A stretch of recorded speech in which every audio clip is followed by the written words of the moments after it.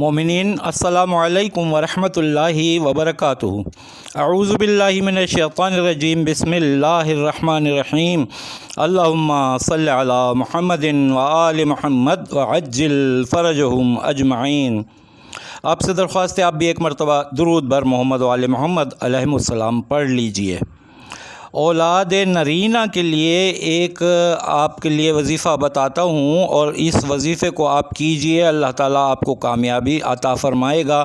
اگر کسی کے پاس اولاد نرینہ یعنی بیٹا پیدا ہونے کی خواہش ہے تو آپ کو یہ پڑھنا چاہیے کہ اول آخر آپ 11 مرتبہ درود پڑھ لیجئے محمد وآل محمد علیہ السلام پر، اور 110 مرتبہ آپ یہ آیت پڑھ لیجئے، بسم اللہ الرحمن الرحیم، ربی لا تذرنی فردا وانت خیر الوارثین، ربی لا تذرنی فردا وانت خیر الوارثین۔